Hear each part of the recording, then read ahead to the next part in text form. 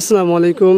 আবারও হাজির হলাম আপনাদের মাঝে নতুন আরেকটি ভিডিও নিয়ে। আপনারা দেখতে পাচ্ছেন আমাদের সামনে একটি এলজি ব্র্যান্ডের মনিটর আছে এবং এটি একটি বর্ডারলেস মনিটর। আর সমস্যা সম্পর্কে দেখতে তো পাচ্ছেন কি সমস্যা হচ্ছে। পুরোটা প্যানেলই ভালো আছে আর এখানে একটা সিগনেচার আছে, এটা খেয়াল রাখবেন।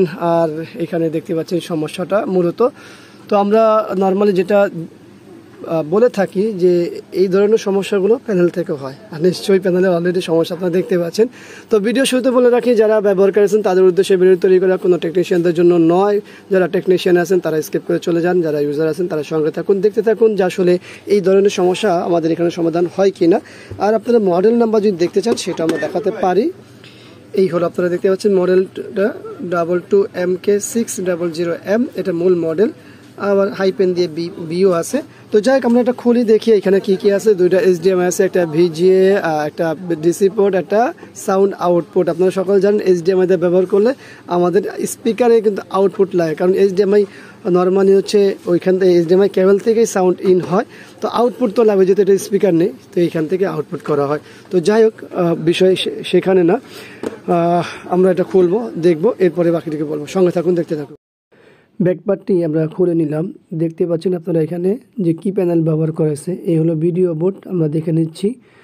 আর আমরা যেহেতু কাজ করব আমাদের প্যানেলের টিকন বোর্ডে, তো সেক্ষেত্রে আমাদের পুরো প্যানেলটি খুলতে হবে। চারপাশে যে ফ্রেমটি আছে সেগুলো খুলে নিতে হবে। তো সেটি খোলার পরেই আমরা মূল জায়গা যেটা সেটা দেখতে পাবো। তো চলুন আমরা সেটাই করলাম।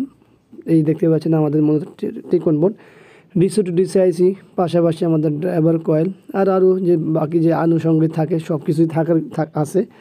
এখন আমরা পাওয়ার দিয়েছি কিন্তু কোনো কিছুই নেই। তো ওই যে সিগনেচারটি দেখতে পেয়েছেন। তো এর আগে কিন্তু আমরা দেখেছি কি ছবি আসে, কিন্তু এখন নাই কেন। আমরা একটু পাওয়ারটি অফ করে অন করে লাগিয়ে দেখি কি হয়। এই তো ছবি চলে আসে, দেখতেই পাচ্ছেন। তো এটা যে মূল সমস্যা, নিচের অংশটুকু এতটুকুই। এখন আবার যে ছবি আসে কিন্তু ফ্লিকিং করে। আর এর আগের ভিডিওতে মানে এই ভিডিওর প্রথম অংশতে দেখতে পেয়েছেন যে এখানে স্থির থাকে না, আসে যায়, কিন্তু এখন আবার এরকম করে।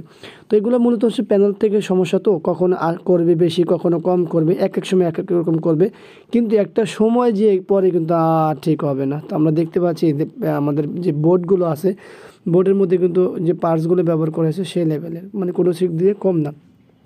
তো আপনারা দেখতে পাচ্ছেন আমাদের সামনে কিন্তু মোটরটি ফিটিং করা হয়েছে। তো ফিটিং করা হয়েছে মানে কি, এই যে সিগনেচারও দেখতে পেলেন, মানে আমাদের মূল কাজ হয়ে গেছে। যেহেতু ভিডিওটি শুধুমাত্র যারা ব্যবহারকারী আছেন তাদের উদ্দেশ্যে তৈরি হয়, এই জন্য আর বেশি দেখালাম না, কারণ কাজের সিরিয়াল কিন্তু আছে। এরপরে কিন্তু আমাদের সামনে আরটি মডেল চলে আসে। তো সবাইকে ধন্যবাদ জানাচ্ছি ভিডিওটি দেখার জন্য। ভালো লাগলে লাইক, কমেন্টস। ভিডিওটি যদি ভালো না লাগে তাহলে অবশ্যই এটা ডিসলাইক করে দিন। আবারও দেখাবো ইনশাআল্লাহ অন্য কোনো বিষয় নিয়ে। আজকে আমি এখানে বিদায়। আল্লাহ হাফিজ। আসসালামু আলাইকুম ওয়া রাহমাতুল্লাহ।